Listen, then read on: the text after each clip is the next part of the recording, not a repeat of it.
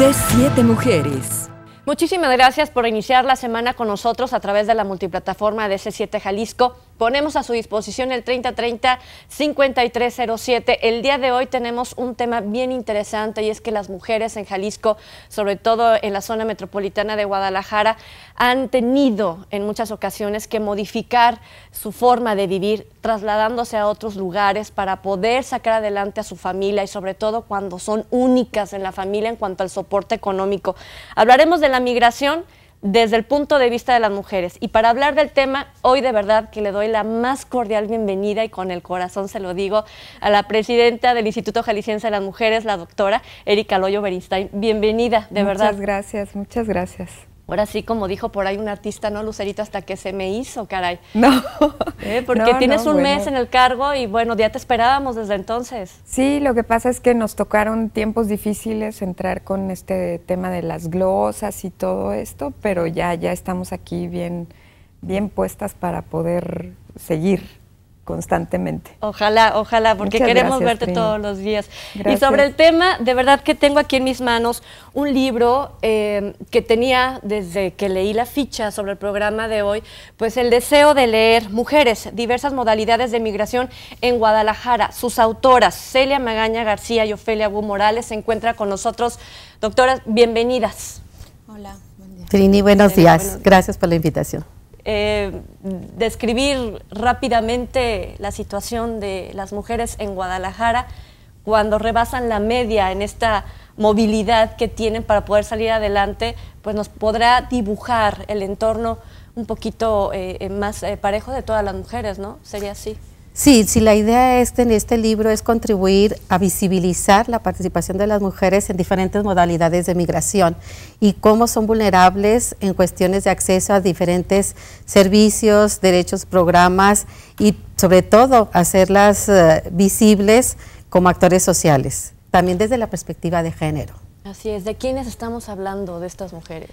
Justamente tenemos una diversidad de grupos, tenemos a las mujeres indígenas, que están habitando en la ciudad de Guadalajara. Tenemos también las mujeres de retorno que emigraron a Estados Unidos y que a costa de la crisis tuvieron que regresar, y tenemos también a las mujeres transmigrantes que pasan por la ciudad de Guadalajara.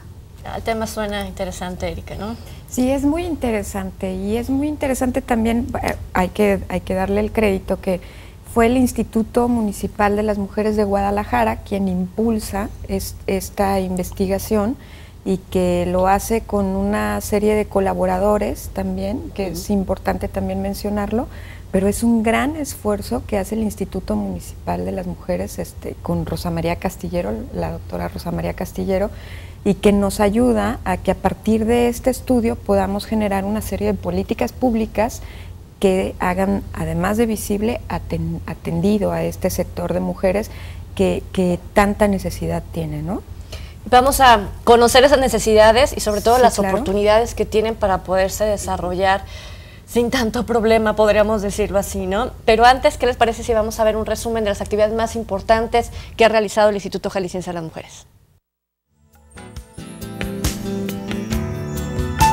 La caravana de mujeres avanzando rumbo al bienestar atendió a 563 mujeres en la plaza principal Chulavista, en Tlajomulco de Zúñiga, en diferentes módulos de 23 dependencias y organismos del gobierno del estado, los cuales ofertan diversos servicios en salud física, mental, educación, ingreso económico y asesoría jurídica.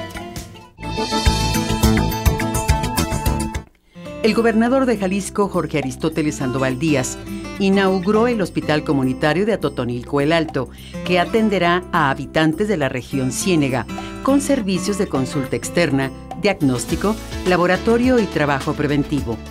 El hospital representa un avance significativo en los objetivos y metas establecidas en cobertura de servicios de salud a nivel estatal y de acuerdo a las necesidades que se presenten en cada región.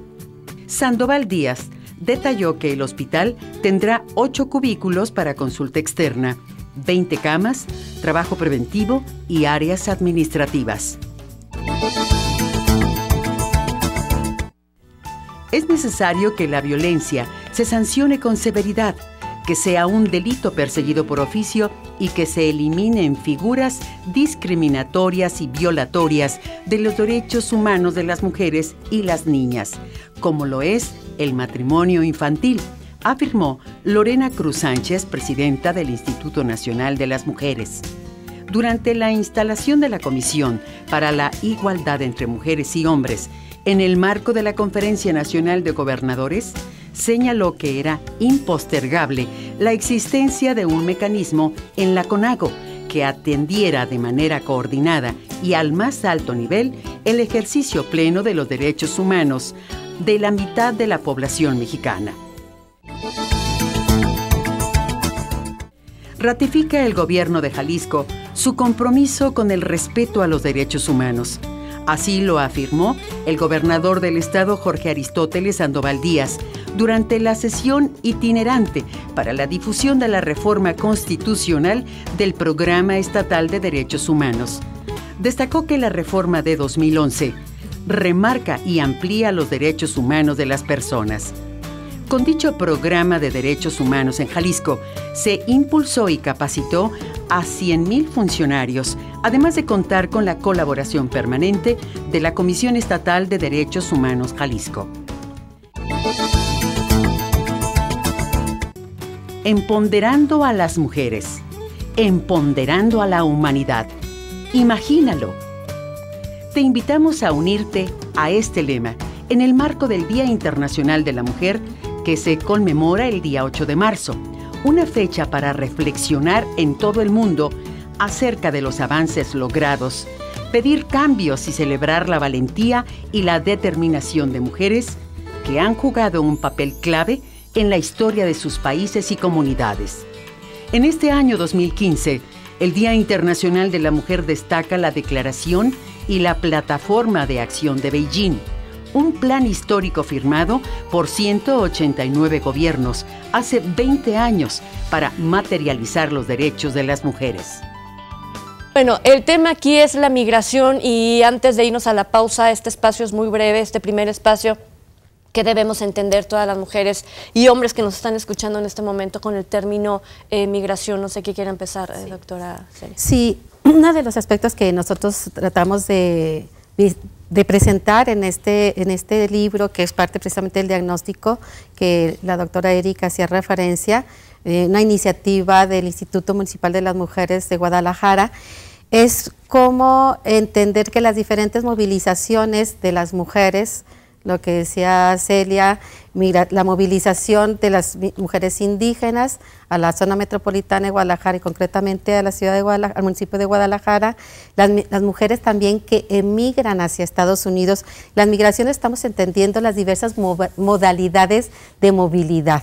Movilidad interna, movilidad hacia Estados Unidos, movilidad de Estados Unidos hacia de retorno y también las transmigrantes. Por eso queremos dar énfasis las diferentes formas de movilidad, pero esta movilidad tiene implicaciones para las mismas mujeres que lo realizan, para las familias de las cuales constituyen su núcleo cercano, como también para la sociedad.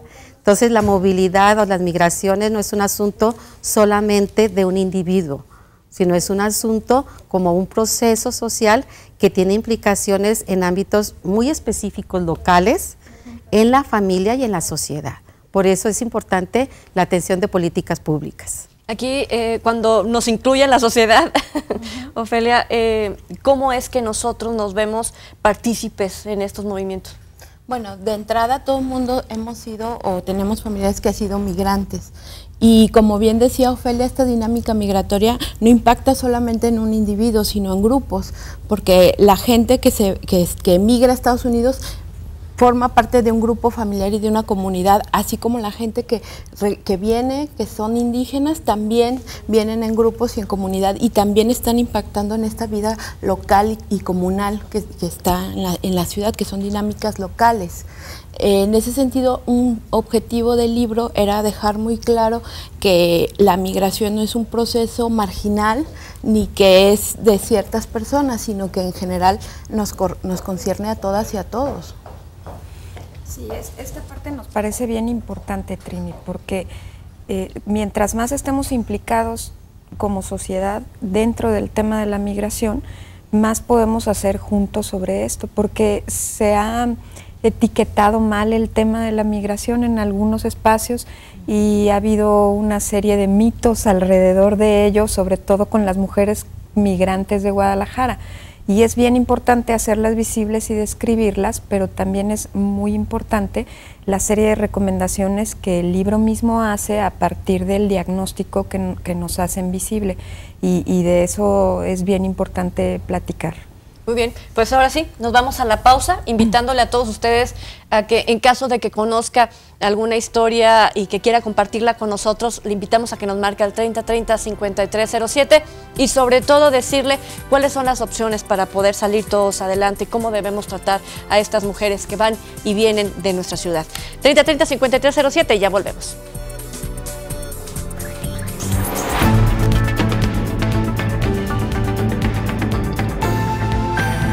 C7 Mujeres.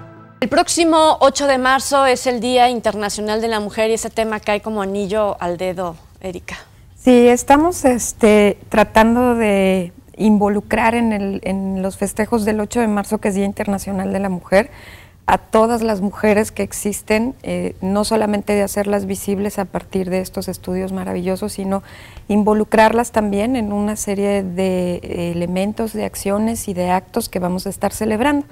El próximo lunes 9 es el acto a partir del cual vamos a celebrar este día dentro del Instituto Jalisciense de las Mujeres, con una serie de paneles que les estaremos informando para que se puedan inscribir. Pero seguramente eso nos llevará también a hacer una serie de festejos también, en donde involucremos a todos los tipos de mujeres que existen y que todos merecen una atención específica, ¿no? Y que hablando del tema de migración, podemos ir comenzando a desmenuzar estos grupos de los que ya adelantábamos antes de regresar de la pausa, la migración interna y la migración también internacional. ¿Cómo lo definimos, Ofelia? Sí, pues la migración internacional, concretamente México es el principal lugar de destino es hacia Estados Unidos, es nuestro punto de llegada, diríamos, ¿no? Y en el caso de las mujeres no es la excepción. La migración de las mujeres es muy importante a nivel nacional, a nivel de Jalisco, sobre todo a nivel de Jalisco y en la zona metropolitana de Guadalajara es más alto el promedio nacional, más del 30%, el promedio nacional no llega ni a 28%. Entonces sí tenemos una participación importante de migración femenina hacia Estados Unidos, pero también con todo este proceso de crisis del 2008, las políticas migratorias cada vez más restringidas de control hacia la población que llega, como a las que están viviendo en Estados Unidos, tenemos una etapa de migración, de retorno, entonces tenemos un contraflujo, podríamos decirle, la migración hacia Estados Unidos, pero también migración de retorno, que tiene unas características muy especiales con esta situación coyuntural, ¿no? Entonces estamos refiriendo que están regresando mujeres, familias, jóvenes, niños, en un contexto en lo que se pretende o se cree que por ser en algunas ocasiones sus lugares de origen, su incorporación es natural, pero no lo es. Entonces hay situaciones muy complejas en las cuales que hay que atender, si quieres la comentamos después. Pero cuando hablamos de migración internacional nos referimos específicamente en estas rutas y en estos destinos. Y la otra es la interna. La migración interna, y aquí me gustaría complementar un poco lo que dice la doctora Ofelia, porque me parece que es bien importante subrayar que los motivos de migración de las mujeres, lejos de haberse caracterizado solamente como una reagrupación familiar, es decir, para juntarse con su familia, también tiene muchas veces motivaciones que son específicas a las mujeres, en las que incluso situaciones de violencia están presentes y que se convierten a veces en estrategias para escapar a estas situaciones. Es el mismo caso de la migración interna. El motor también es económico, porque evidentemente se vienen de otros estados y de otros municipios en busca de actividades económicas, pero también se constituye la migración como una estrategia para estar en esa búsqueda de otra situación, tanto para ellas como para su familia. Sí, me permites nada más mencionar, perdón, no quería dejar de omitir la migración en tránsito, que es parte de esta migración internacional que me preguntabas. En este libro, en esta obra participaron Reverendo Alonso y Mónica Salmón, donde hacen una explicación sobre la participación de las mujeres que migración en tránsito son aquellos migrantes internacionales o nacionales que vienen del sur, vienen de Guatemala, Honduras, que transitan por todo el territorio de México para cruzar a Estados Unidos. Entonces también las situaciones por las cuales pasan este tipo de mujeres y hombres son de mucha vulnerabilidad, ¿no? Y en estas características, por ejemplo, bueno, regresando al tema de cuando ya se encuentran aquí en la zona metropolitana, hablamos de la migración internacional y la interna. Al fin de cuentas, todas vienen y se reúnen aquí porque parece que es, aparte geográficamente, pues es un centro muy atractivo. Un polo de atracción. ¿Cómo es que llega, cómo la recibe Jalisco, cómo la recibe la zona metropolitana de Guadalajara? A todas en general, porque podrán ser diferentes a lo mejor las características de su migración, pero los problemas pueden ser muy similares, ¿no? Sí. Perdón. Empezamos, Celia, si gustas, por la parte... Sí, hay interna, problemas ¿no? similares, sin embargo, por ejemplo, en el caso de la migración indígena, sí hay un problema de discriminación racial bien importante y bien característica que sigue permeando ese recibimiento o ese no recibimiento e incluso esa invisibilidad de todas y de todos hacia ellas y hacia ellos. En realidad es bien interesante porque ya cuando vemos los datos, vemos que el más de 50% de la población indígena del estado de Jalisco se encuentra en las zonas metropolitanas, tanto en Guadalajara como en Puerto Vallarta, y sin embargo, si pensamos en la representación social o en la imagen que tenemos de los indígenas, tenemos la imagen del indígena que está en la sierra, allá en alguna comunidad aislada, pero no, como sociedad nos falta muchísimo para ver a esa mujer indígena que está aquí en la ciudad, que trabaja en nuestras casas, que está en el centro, que está en todos lados. ¿Qué hacen ellas? ¿A qué se dedican en su mayoría? Eso fue algo interesante que encontramos en el libro. Pudimos establecer algunos mapas de georreferenciación y establecimos que las mujeres jóvenes que son bilingües, que hablan español y que hablan castellano y que hablan su lengua, se ubican principalmente en el norponiente de la ciudad, lo que nos habla de estos servicios domésticos que prestan en casas. Y, por ejemplo, habrá mujeres que vienen de Guatemala, que vienen de Belice, que vienen y que también se instalan aquí. No necesariamente. Una situación de esta migración en tránsito que ha documentado principalmente la organización FM4, que es la organización que inició atendiendo a esta población, no es una población que se queda, es de paso. Por eso lo que decías tú anteriormente es bien importante. Guadalajara es un espacio donde confluyen diferentes modalidades de migración de origen, tránsito, destino y retorno. Entonces, pero estas mujeres de ser tránsito no significa, precisamente su invisibilidad es más marcada, pero estas mujeres sufren de grandes violaciones, desde violaciones sexuales, también de discriminaciones, de una serie de situaciones que se presentan en vulnerabilidad y que los pocos espacios donde son atendidas son con estas organizaciones civiles, ¿no? Yo quiero insistir, cuando hablo de que se quedan no es de forma permanente. Temporalmente. Pero sí lo hacen de forma temporal, 2, 3 días, 4, 5. ¿Cuánto es el tiempo máximo que pudieran quedarse para poder agarrar nuevos aires pues y poder continuar un camino tan pesado?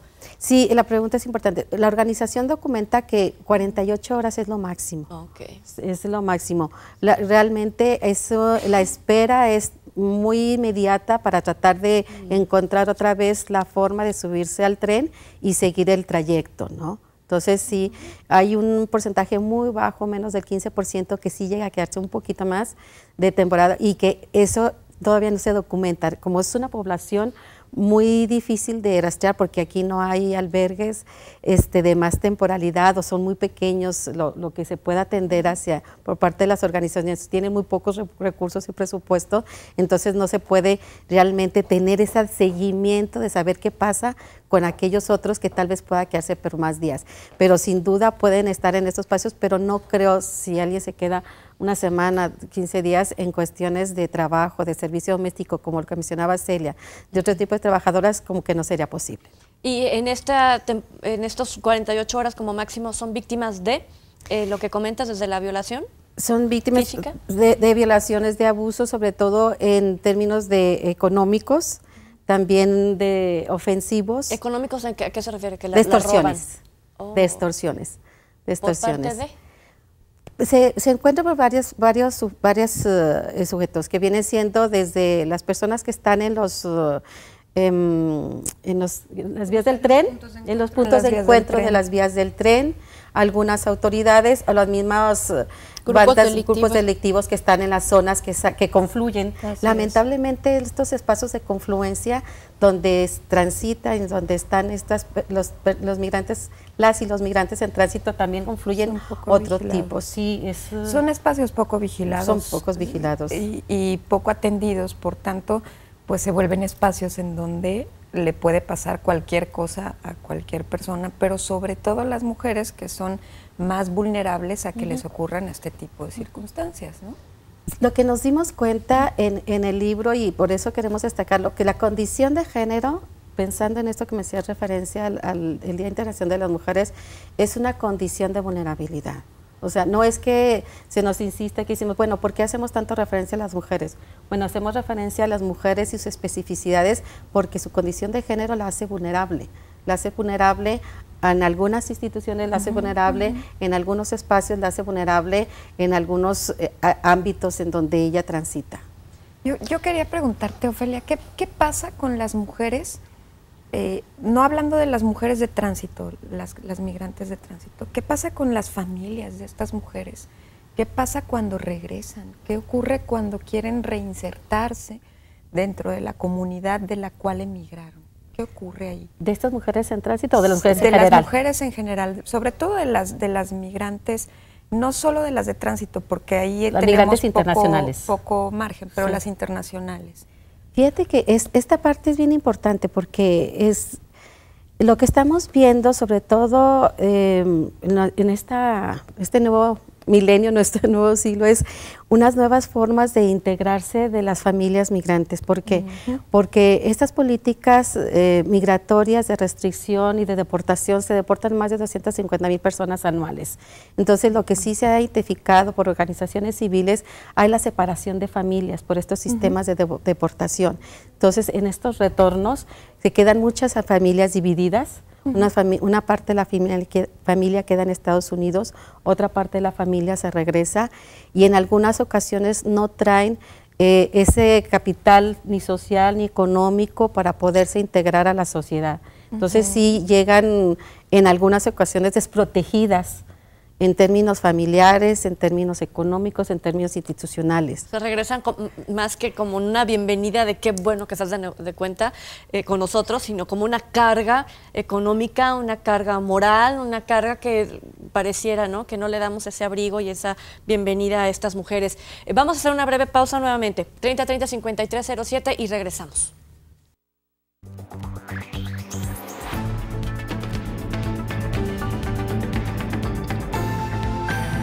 C7 Mujeres. Bueno, después de tener esta radiografía de las mujeres migrantes en el estado de Jalisco, que bueno, este estudio, este libro en específico que tenemos aquí en la mesa del centro, está muy enfocado a la zona, a Guadalajara como tal, pues no deja de impactar la zona metropolitana, ¿no? Y sobre todo descubrir cómo la gente de más allá de Jalisco y de otros estados también llegan, y de otros países sobre todo, llegan hasta estas fronteras. Qué importante saber qué es lo que necesitan, Erika. Pues mira, yo creo que es bien importante referirnos a las recomendaciones que nos hacen las doctoras y los otros autores con relación a lo que aportan al libro, y que a partir de estas recomendaciones logremos establecer un diálogo y una comunicación permanente entre la propia red que tenemos establecida, que son la parte académica, la parte de las organizaciones de la sociedad civil y la parte institucional, que tenemos que asumir un papel importante dentro de esto. Entonces, a mí me gustaría que nos platicaran ellas un poco sobre las recomendaciones que emiten en el libro. Si quiere, doctora Celia, comenzar. Sí, claro. A nosotros nos resultó muy interesante encontrar en este estudio cómo existen programas para la población migrante que sin embargo no se conocen o no llegan a la población objetivo. Una de nuestras primeras recomendaciones sería justamente conocer estos programas y tratar de lograr no tanto crear nuevos, sino primero conocer qué es lo que hay y tratar que esos programas sí lleguen a la población y que se conozcan y que sea posible bajarlos.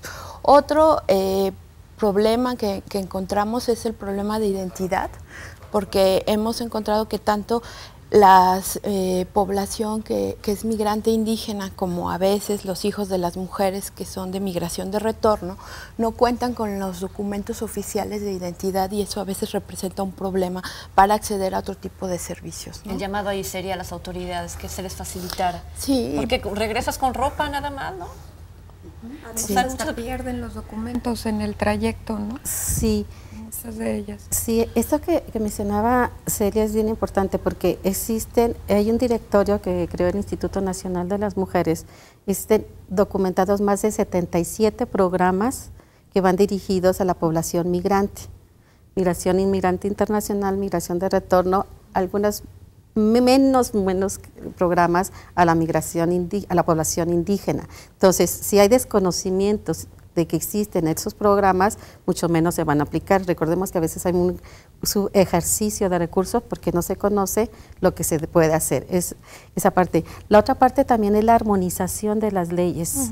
Se creó la ley de migración en el 2012, está también el reglamento de la ley de migración, se creó el programa especial de migración donde se hace referencia a aspectos muy específicos sobre cómo atender a estas poblaciones. Estamos hablando de ley federal. La ley federal de migración, este reglamento también para esta ley y un programa especial de migración a nivel federal. Entonces tienen que armonizar, bajar a los estados a los estados de Jalisco completamente, a los municipios, para poder, en esa parte de las cuestiones de identidad es una situación muy delicada, porque por ejemplo, tanto los migrantes indígenas como los migrantes de retorno, que tienen sus hijos, las familias de retorno, que tienen sus hijos nacidos en Estados Unidos, no pueden inscribirlos en las escuelas porque no tienen la acta de nacimiento de México, ¿no? Y eso es carísimo. Entonces hay un problema aquí en el cual hay que reducir el tipo de trámites para poder inscribir y tener acceso no solamente a la escuela,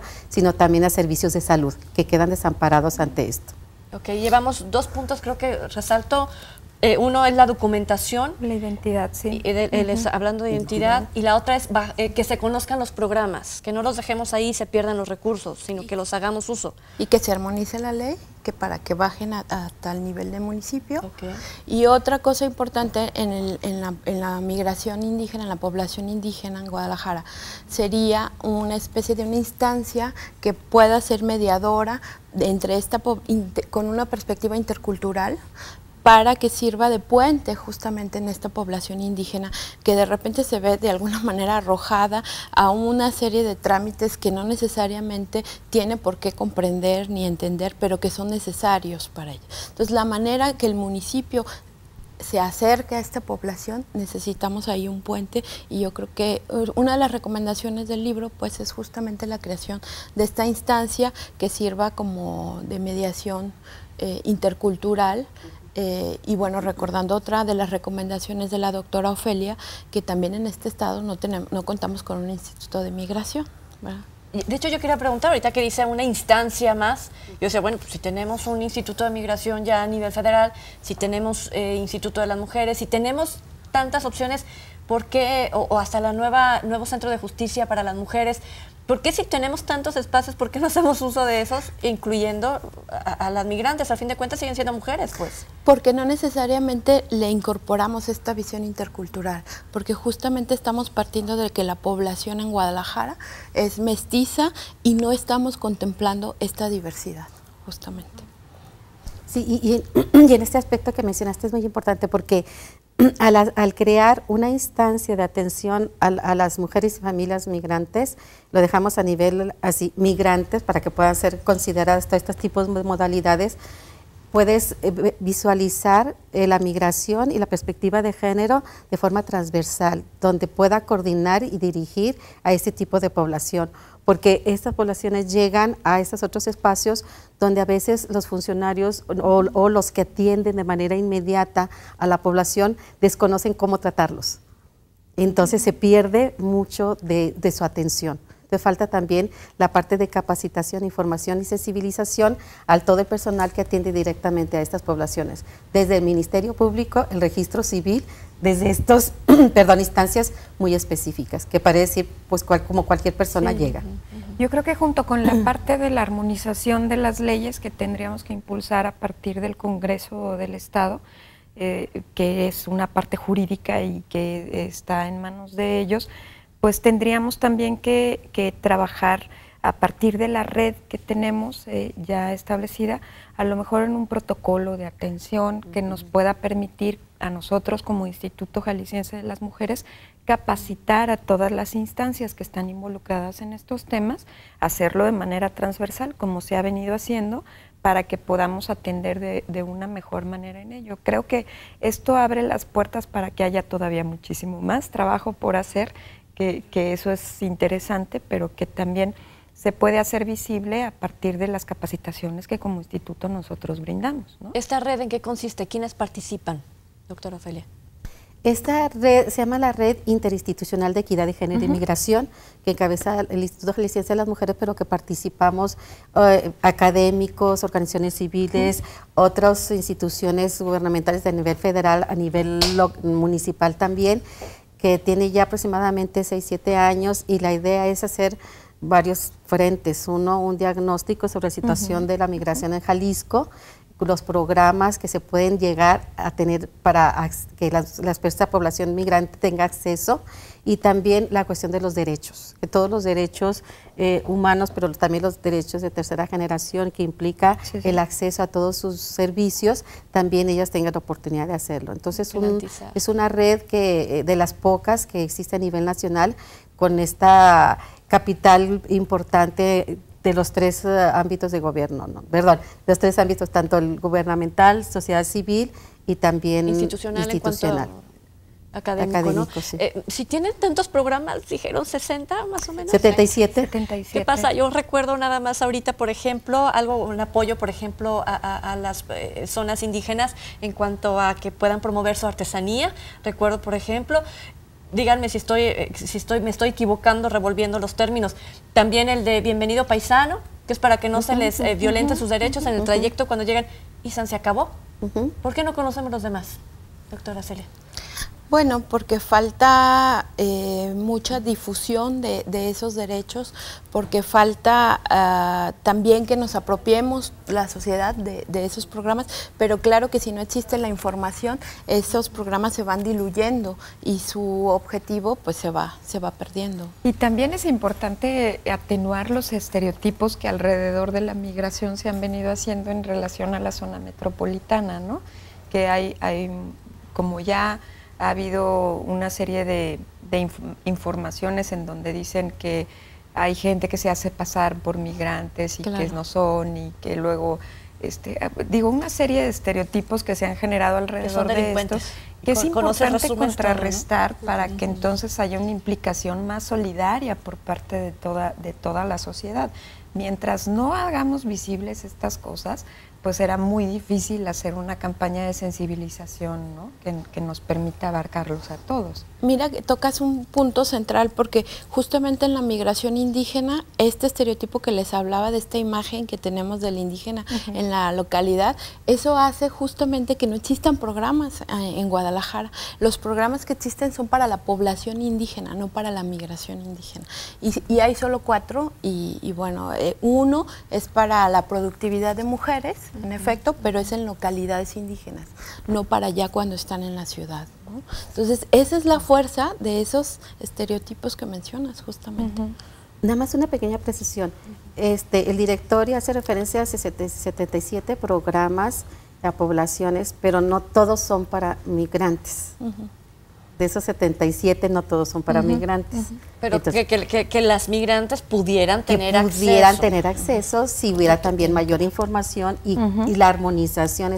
La armonización de las leyes son fundamentales para que también puedan los municipios tener recursos para poder ejercer los programas. Hay que investigar si ya hay una iniciativa, si ya se está trabajando en el Congreso. Yo creo que sería muy importante, si no empezar a poner el dedo en el renglón. Sí, yo creo que sí. Sí, eso es tarea fundamental. Sí, definitivamente hay que investigarlo y darle seguimiento a quién está trabajando en pro de esto, ¿no? Y el día de hoy agradecemos nuevamente a Erika Loyo Beristain, se tiene que ir porque su agenda le obliga. Erika, pues, ¿qué te digo? Bienvenida a este espacio. Muchas gracias. Yo espero que podamos ser constantes y ya no salirnos del espacio, pero para nosotros es bien importante tomar participación aquí, y no solamente por tener presencia, sino porque es un proceso de información y es un proceso que nos implica a muchas personas, que esperemos que pueda rendir frutos dentro de pronto, ¿no? Así y será. Muchas gracias. No, gracias por la cálida bienvenida. A ti, bienvenida siempre. Gracias. Y regresamos en el último bloque con la doctora Ofelia, con la doctora Celia, para seguir hablando de ese tema de migración. Regresamos.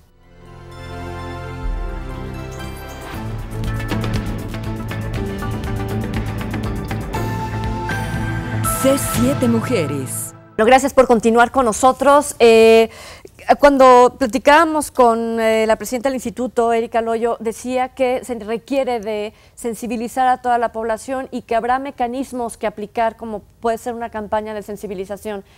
Híjole, a mí de repente se me hace como que una tarea titánica, porque la zona metropolitana es tan grande, porque el personaje de migración o mujer que emigra de diferentes maneras es tan diversa, que ¿cómo lo podrían hacer? ¿Cómo lo podrían aterrizar ustedes que estudian el tema, no? Doctora Ofelia, por favor. Sí, Tini. Bueno, yo creo que existen diferentes formas, instancias y mecanismos para hacerlo. Una es cómo llegar a difundir la información para que la gente tenga acceso a la misma, y cómo también el servidor público sepa qué es lo que puede ofrecer.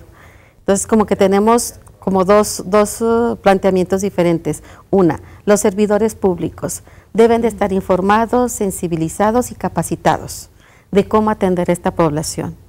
La otra, cómo llevar a cabo, difundir los programas, los servicios que se ofrecen a la población migrante.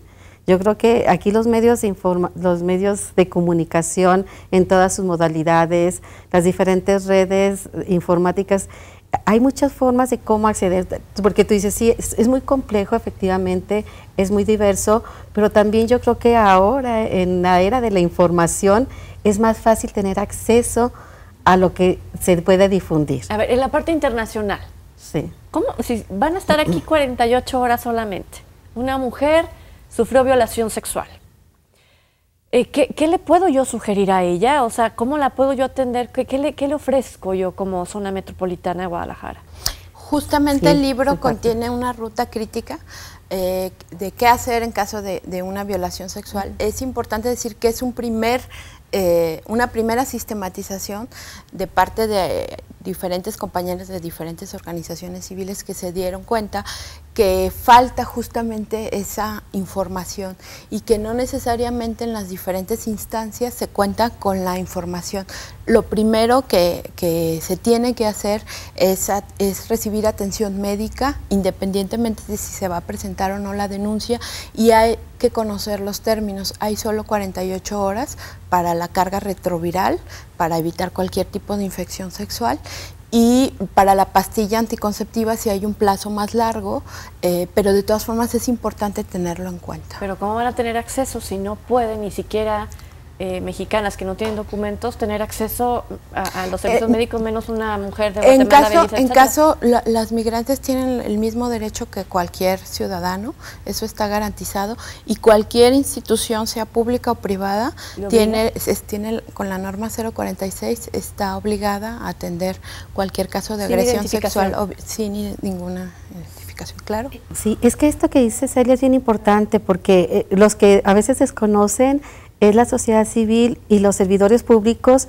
que por constitución toda población tiene derecho a servicios médicos, ¿sí? Entonces, por eso a veces no se atienden a estas poblaciones, lo que decía Celia, y pasa el tiempo entre que si no sabe el médico que la debe atender, cómo se la debe de atender, qué es lo que debe hacer, y ya pasaron las 48 horas, lo que es básico. Entonces, aquí es la información y la capacitación, por eso decía yo, la capacitación, sensibilización e información de servidores públicos, de todos los ámbitos de gobierno. Es que se la voy a poner bien sencilla. Yo fui al IMSS por un certificado médico, me dijeron, el IMSS no otorga certificados médicos. tenemos ciertas trabas, pues hasta con nosotros. Sí, sí. O sea, ¿cómo si eres el Instituto Mexicano del Seguro Social no me puedes dar un chequeo rápido y darme un certificado médico? Entonces, qué difícil la tienen. No es que no exista la legalidad, no existe. Sino que en la práctica no existe esa ley, pues no existe esa prestación. Claro. Sí, aquí hay una vulnerabilidad institucional, porque son las instituciones que en ocasiones frenan ese derecho que tú tenías. Igual esas otras personas tienen derecho, los migrantes de retorno tienen derecho de que sus hijos entren a la escuela, pero no los reciben en la escuela porque no tienen acta de nacimiento. ¿Sí? Entonces hay una serie de trabas efectivamente, pero insisto, si no se conoce, nuestro problema no que es que exista ausencia de legislación, sino el ejercicio de la misma, la práctica y la información de nosotros como ciudadanos de defender que tenemos ese derecho. Tú debiste de haber dicho, señorita, usted es el servidor público, usted tiene la obligación de atenderme. Entonces, es ahí la posición en que nosotros debemos de sentir que nuestros derechos deben de ser realmente ejercidos. Y es justamente en ese sentido que los medios de comunicación, con esa mirada hacia la migración y hacia la población migrante, adquieren, yo creo, un papel muy importante y una responsabilidad social finalmente, porque hay que tener muy claro, como decíamos al principio del programa, la población migrante somos también nosotros y lo hemos sido de alguna u otra manera. No son alguien diferente a nosotros, somos nosotros como sociedad. ¿En qué punto estamos? ¿Y cuál es el siguiente paso que, por lo que veo, ¿no? Ustedes, como estudiosas del tema, pues, y como parte de esta red, pues, tienen una responsabilidad enorme de echar a andar todo este proyecto que nos presentan a través de un libro, ¿no? Yo creo que ya uno de los objetivos modestos del libro era justamente poner el tema de esta diversidad de mujeres migrantes, ¿no? Y también siempre tuvimos muy claro que si bien tienen esta condición de vulnerabilidad, las mujeres en realidad no son víctimas, sino que muchas veces asumen esa vulnerabilidad que ellas tienen para seguir en su proceso migratorio. Y esa parte yo creo que es muy importante que la tengamos claro todas y todos, para no verlas en términos de pobres o de víctimas, ¿no? Sino que ellas, a pesar de su vulnerabilidad, son quienes la mejor la conocen, la asumen y con esa vulnerabilidad asumida actúan y migran a pesar de eso. Cuando habla de vulnerabilidad, víctima o pobreza, yo creo que aquí hay un punto bien diferente también que ver. O sea, la gente que está instalada en la zona metropolitana de Guadalajara se siente propietaria de su territorio, se siente propietaria de su cultura, de su espacio, y los ven como intrusos a todo aquel que de cualquier otro estado venga a formar parte. ¿Qué pasó con el fenómeno después del temblor, del terremoto en la Ciudad de México, que vinieron los defeños, precisamente, la gente del Distrito Federal a instalarse en Guadalajara? Hubo una discriminación tremenda, y no digo con la gente que pueda venir de Michoacán en el momento actual, ¿no? Vamos a blindar fronteras, etcétera, y si vienes de Michoacán ya tienes una etiqueta. Creo que no son víctimas, creo que son víctimas. Creo que aparte el abuso emocional es tremendo. Sí. Yo creo que aquí a lo mejor son varias cosas. Una, el rostro de Guadalajara ha cambiado, ¿sí? Ha cambiado. Es una ciudad que tenemos diferentes tipos de poblaciones, de diferentes orígenes, una diversidad cultural en diferentes aspectos, no solamente en comida, sino también en etnias, en procedencia de lugares de migrantes que han llegado a Guadalajara. Entonces, yo creo que tenemos que reconocer que el rostro de Guadalajara ha cambiado, uno. Y la otra es tener esa apertura y reconocimiento de aceptarlo como parte de una riqueza, de una sociedad. O sea, la migración no es un problema. La migración se ha comprobado en los estudios que más bien retroalimentan a las sociedades, culturalmente, económicamente, socialmente. Entonces, otro aspecto es aquí cómo precisamente a través de diferentes instituciones, a través de diferentes medios, podemos darle esa otra mirada, ¿sí?, de mayor aceptación y de decir lo que estamos aprendiendo y que nosotros como sociedad le estamos aportando al que llega. Hay una retroalimentación, hay una alimentación de ida y vuelta en todos estos aspectos. Y nosotros en este libro lo que queremos es como dos aspectos bien importantes, además de la visibilización que decíamos, de la migración y la perspectiva de género, es que mucho de lo que se vive por parte de estas mujeres en estas diversas modalidades de migración son en los ámbitos locales. Por eso es que agradecemos mucho la iniciativa del Instituto Municipal de las Mujeres en Guadalajara, que ha tenido esta iniciativa de mostrar, hacer este diagnóstico, este libro, que yo creo que sería interesante que se replicara para que conociéramos cómo se está dando en los otros municipios y también ellos supieran cómo está la situación. ¿Dónde lo podemos adquirir? El Instituto Municipal de las Mujeres. ¿Y tiene un costo? No, es gratuito. ¿Es gratuito? Sí, sí. Ok, ¿dónde se encuentra el Instituto Municipal de las Mujeres? En todo caso, hay que buscarlo en Mitla. Ahí en el directorio del Instituto Municipal de las Mujeres. También en la presidencia municipal le pueden informar y le pueden dar la ubicación. Muy bien, por ahí nos están dando ya la dirección. Ahorita se las vamos a dar a todos ustedes. Solamente nos resta pues agradecer.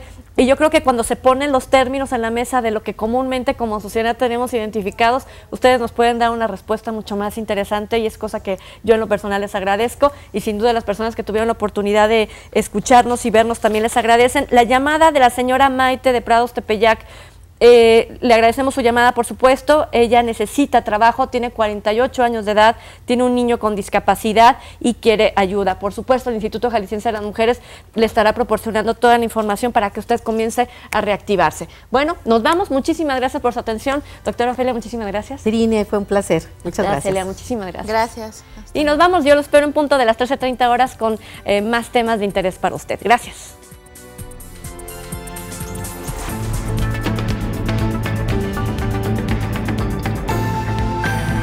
C7 Mujeres.